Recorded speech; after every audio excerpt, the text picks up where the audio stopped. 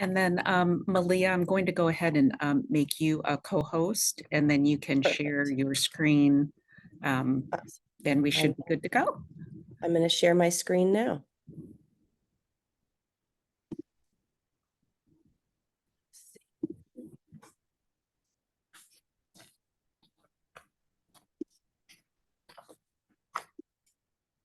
Everyone see? Okay. So I know, Jenny, you've heard a little bit about Amira, and I think, and I'll cover the several things that she does. We have a very exciting partnership with Capstone, and have really benefited.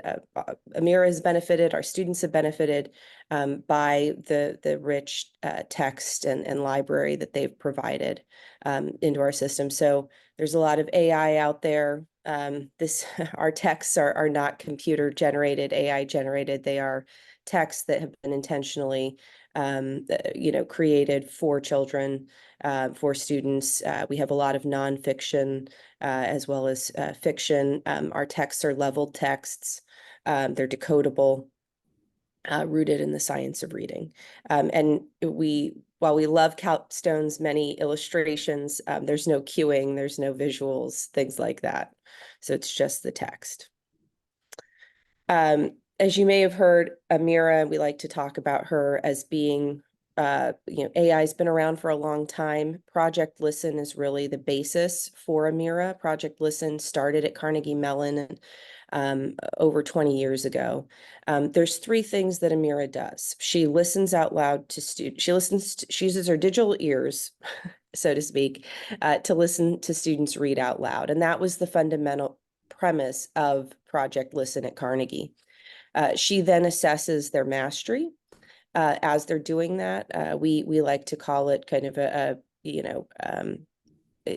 just a base run with Amira. They'll do like their first read through with Amira, and I can show you a little bit what that assessment looks like.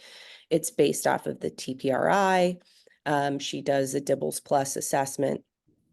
It's all her just listening to the student read. It doesn't have to be proctored. There's no, you're not going to have to pay to have a substitute watch the class while the teacher's administering it. And it's about, anywhere from 10 to 15 minutes long to do the full assessment, depending on how quickly the student goes through the questions that are there. She also then bases what she does with the student. There's a practice mode, two practice modes, I would say, with Amira. One is a skills scaffolded practice mode, where she's aligned with the curriculum. So whether you're using Wit and Wisdom or CKLA or whatever, she'll align with the scope and sequence of the teaching and really practice those elements with the student as they read with her that day.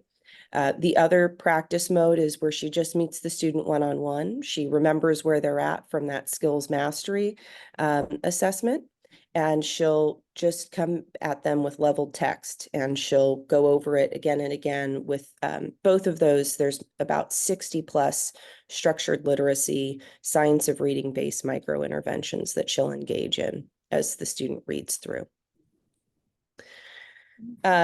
We've really changed the equation here in terms of what we're doing. A lot of what we've done has really been based off of the reading brain. We've engaged a number of different experts, whether it's Nell Duke helping us on the comprehension side, right? She's really a leader in terms of how the brain comprehends text, to other experts. We've worked with folks from the University of Texas on our Spanish product. It's not a Spanish translation. It's Spanish. We've over 1,000 Spanish written language texts written by native Spanish authors from all over Central, South, and South America. We, of course, also have the Capstone Library. And what we're seeing with students that do 10 weeks with Amira, 10 weeks, 30 minutes a week, and that can be split up into 3 10-minute sessions, 2 15-minute sessions, whether it's reading blocks or other things like that. The different small group reading time, practice time in class, we're seeing about 150% reading growth over that 10 weeks. And I can show you the Texas specific data in a second. You know, there's a lot of other ed tech out there. There have been a lot of different studies. There's a really interesting study. The state of Utah actually required for a couple of years that every ed tech vendor save data, report it to the district, and then the district report it up to the state. And they tracked kind of what happened. Amira ended up at a little over, in terms of her efficacy, a little over the 0.4% for human tutors, and high dosage human tutoring. And you know, the other ed tech really ended up where we would all expect, including our CEO, Mark Angel, who has worked on a number of those tools, which is, you know, not really in the zone of desired effect, but in a slightly, you know, slight developmental effect. Some of them were at, you know, close to 0.1, 0.2, which is typically where those other ed techs land. So as I mentioned, there's 3 different ways that Amira serves teachers and students: the diagnostics, identifying issues relative to reading. It's a universal screener. We're approved in almost every state that has a list of approved universal screeners. We're one of the most, if not the most, approved universal screening tool. She also has a specific portion of that diagnostic devoted to dyslexia, and she's screening at about 98% accuracy, which is about as good as you can get with those dyslexia screeners. She also does the tutoring, identifying the skills gaps and really working on them, and then the skill scaffolding relative to pacing with the curriculum. And then we'll tie back to the curriculum that your district has, so that the students can, let's see, Terry's here. Can you admit, Linda, can you admit Terry? Sure. Thanks. As I mentioned, everything Amira does is Spanish and English. That includes the diagnostic tasks. So that assessment that I talked about can also be done in Spanish. She goes through a number of different activities with the student, and you can see all of the different things she's testing, and it will depend on grade level, of course, where she's testing some of these different elements. Hi, Terry. I'm sorry, I'm late. I'm at an airport. I just found a place to connect. So it's nice seeing everybody. Good seeing you. Hi. So now's the good stuff. I'll get to it, which is a short little video. This is a first grade EL student reading to Amira. Ready, set, start. Eep, yap, push. Watch your friend go up the stairs as I say the sounds in the word cat. Cat.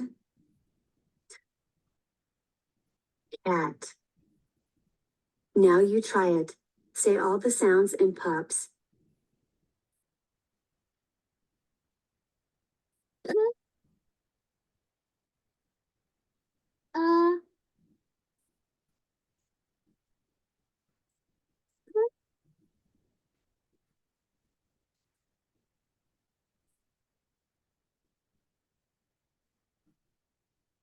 Pups. Great job. Pups run to you.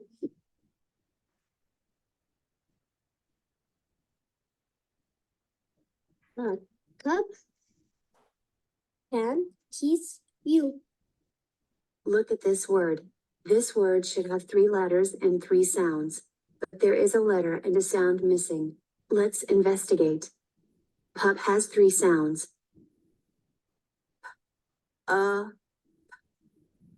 But there are only 2 sounds here. The is missing. Click on the letter at the top that makes the missing sound. Right. You are a good investigator. You can Ugh, a cup. I'd like to tell you more about a word. Hug means when you hold someone with both arms. Now you try reading this word. Hug. A cup can help you. A cup can. Watch my friend's lips say pup. Uh. Pup. Now you say the word.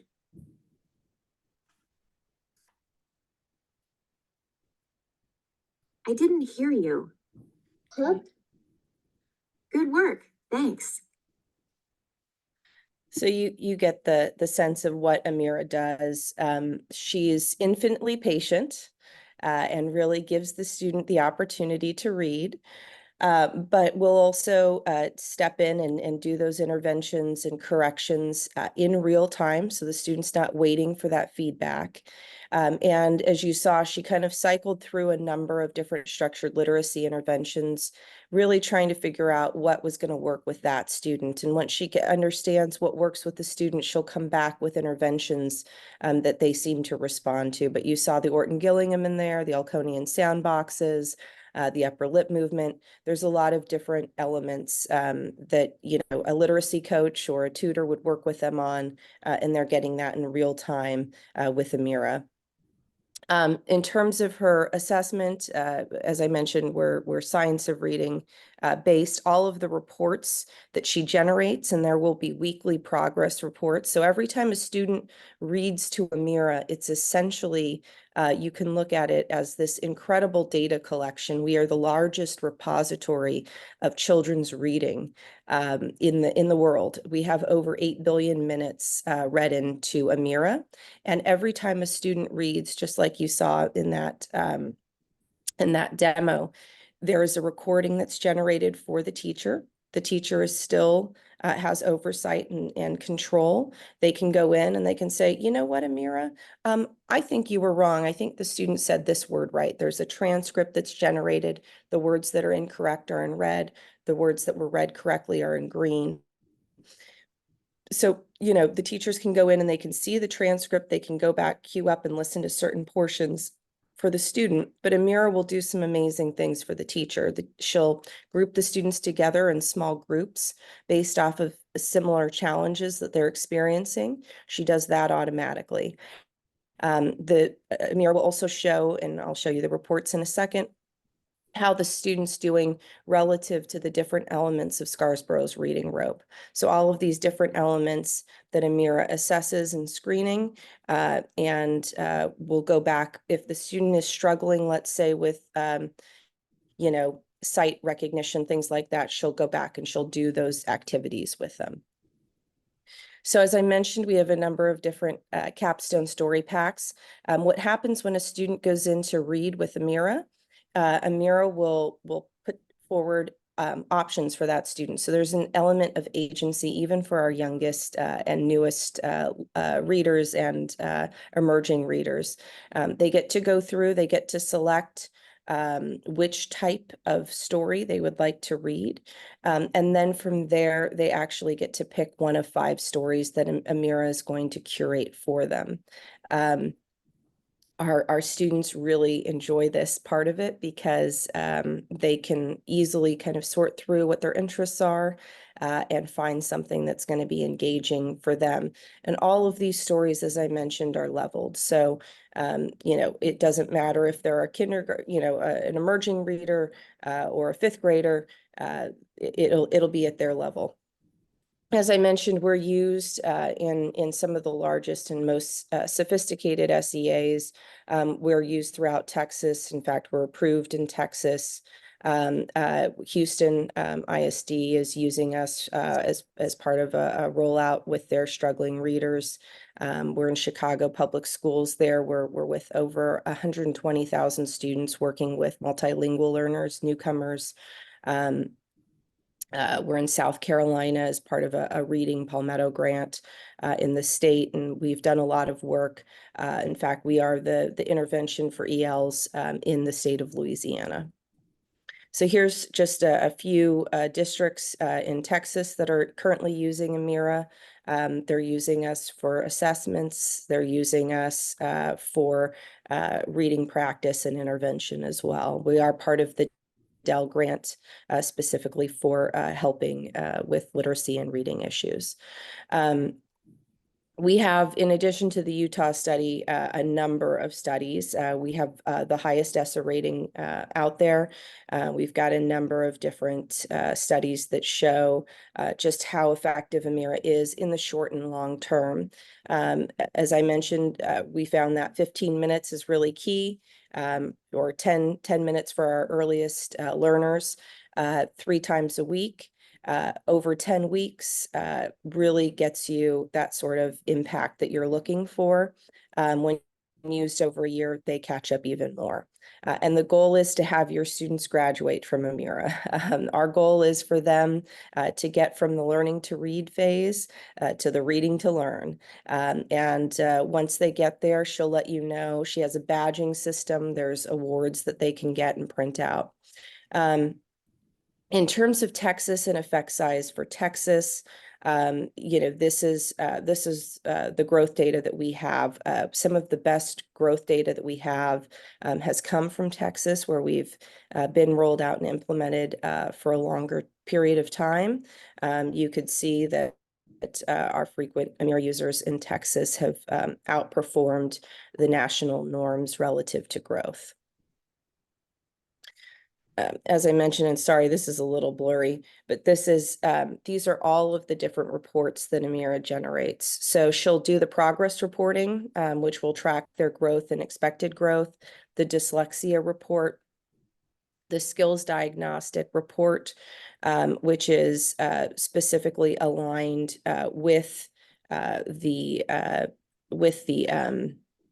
curriculum that you have. There's a class progress report so that you could track school over school and kind of, you can see it all the way down to the student level data, but you can see who's doing what, where, everything from utilization to progress on the various skills on Scarsborough's reading rope. There's the benchmark report, which is the overall class performance report that from an administration level that's very helpful. And then there's also a tracking report. The skill status report is what we would call our kind of universal screening report that you would get. So here's kind of more kind of picture of what we're putting out there.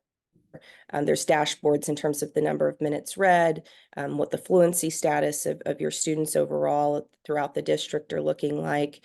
There's also a parent report that has that you can print out, letters that go directly to parents with little do-outs for the parents, right? We don't like to scare parents. It's written in ways that they would understand.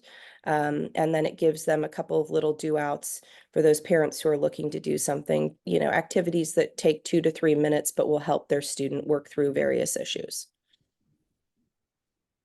As I mentioned, we're 98% accurate in flagging second grade dyslexic students.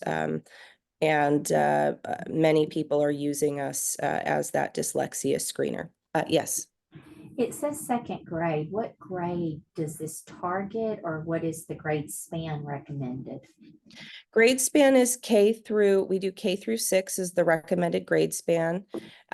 In terms of dyslexia screening, typically people use us for universal and dyslexia screening for grades 1 and 2. Malia, are there any districts that are also using Amira at the pre-K level with students? Because I know that was an interest that Beaumont had. Yeah, so they are, and what I'll say to this is that for pre-readers, right? There's only certain tasks that you can assess with them, right? So it's just letter recognition, sound recognition, things like that, and that's what she works on with them. And it's a very similar assessment. It's very similar to the kinder assessment. Thank you. You know, as I mentioned, we use AI, and Amira's AI it comes in a number of different forms. But she's really there to help proctor that assessment, and move through it in a pace that makes sense for the students. So not too fast that they feel rushed, but in a way that she's not going to step in and intervene or kind of bias the outcome, right, of the assessment. It's in the personalized instruction, where she's doing that response to the observed struggle. And we see that by doing that, we've eliminated a lot of the embarrassment that comes from having to read read in front of your classmates. Or read even to your teacher. There's a lot of anxiety that students have when they're struggling. And we find that by doing it with Amira, reading to Amira, a lot of that is eliminated, and that results in greater effect sizes because they're more willing to jump on and read to their friend Amira more often and get that practice. So as I mentioned, here's a number of our different studies in terms of the significant impact. And as I mentioned, we have a very strong tier 1 ESSA rating. I want to just give, let's see if this is the right one. Welcome back. Please wait while I check a few things. I want to just give you a show of the Excellent student. assessment here. My name is Amira. Your teacher would like for you to read to me. Okay? We're going to start off with a few short reading activities. Please wait for me to give you instructions for each part, then I'll listen to you read. Please read loudly and clearly. Let's get started. In this task, you will say some numbers on the screen out loud. Listen to me, then it will be your turn. Here's an example. 1 5 3 7 1 2 6 3 8 2 4 6 3 7 5 2 8 9. Okay, now it's your turn. Read as fast as you can. Ready? Set? Start. 2, 7, 4, 5, 3, 8, 4, 2, 5, 8, 3, 7, 2, 8, 3,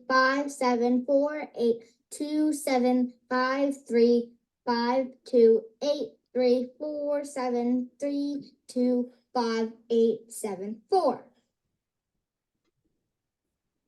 Please say the sound made by each letter I show you. For example, for the letter O, you would say ah. Okay, now it's your turn. G, E,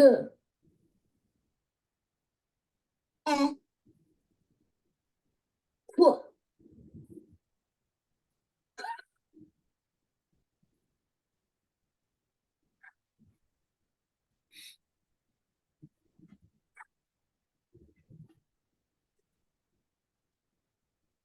V,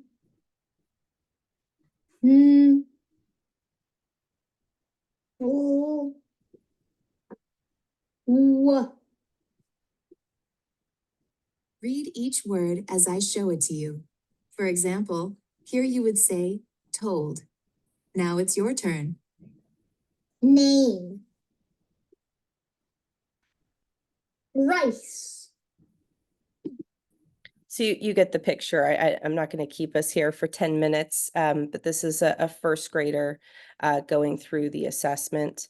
And, you know, what's nice about the assessment is it doesn't take a lot of time. You may have heard in this video, there's a little bit of background noise. That's because it was taken while the whole class was actually taking the assessment. So we come in and we'll give you a recommended setup plan of how the student should sit so that their audio doesn't interfere with each other. But if they get on a device, put a headset on, they can all read to Amira, and they're getting assessed on different, she has a few different versions of the assessment. So they're, you know, it's not like they hear their classmate, they can mimic that and copy. But she does a really good job of honing in on the student's voice, and you might have heard a little bit of background noise also in the first demo video, but she can kind of ignore all the background noise and focus in on that student. So I don't know if you have any other questions.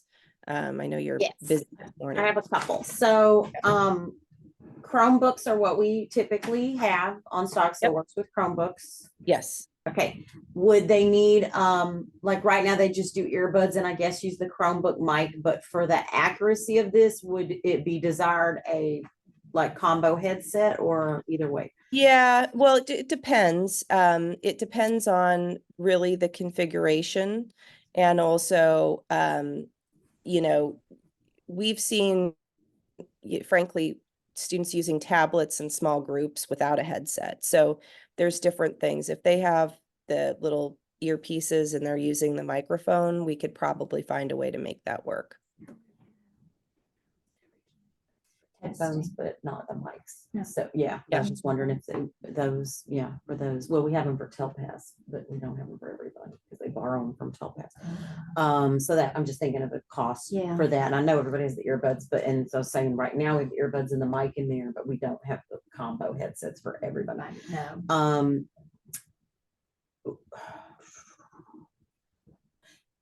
So our district, so we have, it's very high poverty district. We don't have a lot of parental engagement, and that's part of our problems with our reading levels that are just continually lagging, because basically it's just up to us to teach the kids to read and to push the reading, and the parents don't really do, to have a lot of hand in that. So one thing we have tried to counter that with is with programs, since the kids do have a device and they do have the ability to access at home, is like just saying, hey, get on this for however long at home. Is this something conducive to using at home for practice, or would it be better in a structured class setting? So our recommendation is to start in class. What we see is students, once they know how to log in, and it is really simple, right? They go through ClassLink or Clever or whatever y'all use. They just go in through that. Once they do it for a few weeks in class, and it doesn't have to be every day. It could just be, hey, we're going to jump on Amira for 5 minutes here. We're going to jump on for 10 minutes. We're going to put it into our practice rotation. Then after a couple weeks of that, where they're really, especially with the littles, where they get, oh, okay, I know what I'm doing, right? I'm thinking about my son who's going to be turning 5, but he did it a few times, and now it's like he knows how to get in, he knows how to do his login. Takes him about 20 seconds to get on once he gets through his little ClassLink thing, and he jumps right on, and they're able to do that, and then they know. So when you say, hey, you're going to go home and you get to read to Amira at home, they actually get pretty excited because they want their badges and they want their awards. But that's how we typically structure it, so it's not like a new thing and the student feels real comfortable with using it at home. And it doesn't take a long time for them to use it at home, because we don't want them to have fatigue. They get tired. Yeah. So that's why we say 10 to 15 minutes, because you get the best data when they're, heads in it. It is an exhausting activity, as we all know. When you're learning to read, it's the hardest thing any of us are ever, have ever done, is to learn to read. I don't know of another animal that can read aloud, Yeah, exactly. Barbara, do you have any wonder missing? I don't. The class sets of books, are those by grade level, or are there multiple grade levels? Like if we got a second grade set of books, is it gonna scaffold up and down so it would cover like K through 3? You're talking about what's in Amira, is that correct, Barbara? Yes. Yeah, we talked a little bit before jumping on the Zoom about the classroom sets of physical books, Terry. Yeah. So Linda will help you with that, but but Amira levels up and down on the digital platform, and it has access to all of the content that Capstone has given them to put in.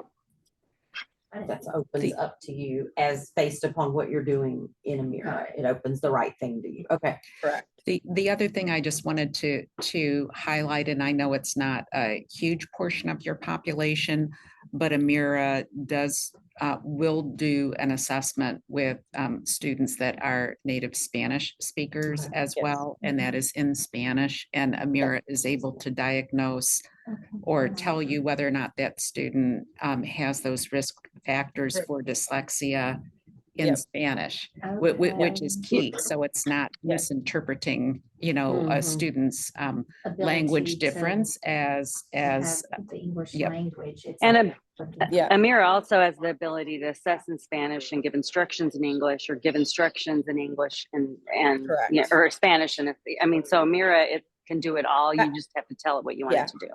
As the student is progressing, right, and getting kind of reassessed and improving, she can move from the student reading in Spanish and the interventions in Spanish to the student reading in English and the interventions and instruction being in Spanish, and then getting them reclassed into the English as well. And the parent reports are in English and Spanish. So we've certainly made sure that what the parents are getting reflects the product itself. So from a district, I think I know the answer to this, but from a district viewpoint, we have a huge amount comparatively in the state of like brand new Yep, teachers, newcomers. never taught, Mhm. no certification, the whole thing. Yeah. So we're struggling with people actually doing what we need them to do, and in a way with fidelity. So at the district level, it's really important for us to be able to pull reports on Yep. certain campuses, get really granular all the way down to this teacher, is she doing what we need them to do, and be able to pull that like time on the task, time on the program, progression of the student. So it looks like it's a very intuitive system, and it provides that. And it does all of that for you. So you can look at the class level, you could see what, teacher A is doing versus teacher B, what's happening, what their usage is looking like, how many minutes the students are getting on, if students aren't getting on. There's no random acts of teaching with Amira.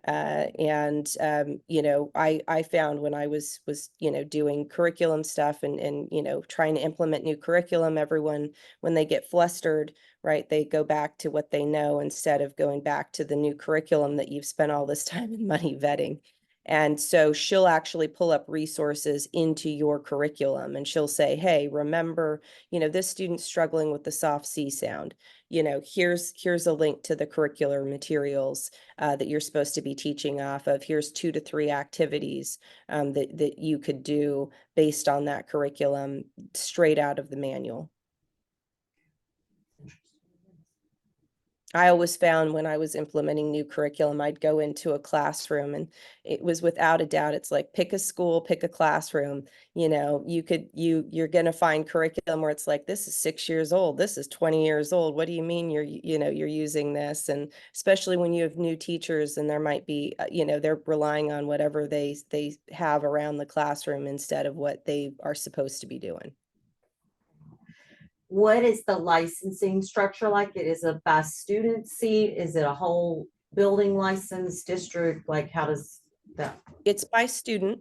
It's Okay. by student. All of the educator and administrator licenses are free. So as many as you need or want for those, we'll give them to you. It's the student licenses you pay for, and it follows the student. Do you have any I know that we're taking up time, and because Linda had discussed that we had 30 minutes, and because there's other things to discuss. How are you guys doing on time? You have any more questions for Malia and I, or? I don't think so. I think we're good. Probably Linda can answer the rest of our questions. I think we've reached that point. Yeah, no, we're good. It's very nice to see both of you again. I'm just sorry I'm not there in person, but we'll enjoy a meal together next time I see you. Absolutely. Thank you. Sounds great. Linda, if you Have a need good me, you can day. call me back. Yeah, Yeah. you too. And All right. thank you very much, Malia. Really Thanks, appreciate your Malia. time Yes, this Yes, morning. thanks, Malia. Of Very course. informative. Thanks. Of course. And if you have any follow-up questions, Linda knows how to get a hold of me. Okay, great. Sounds great. Thank Thank you. you. Bye. All right, bye. Bye.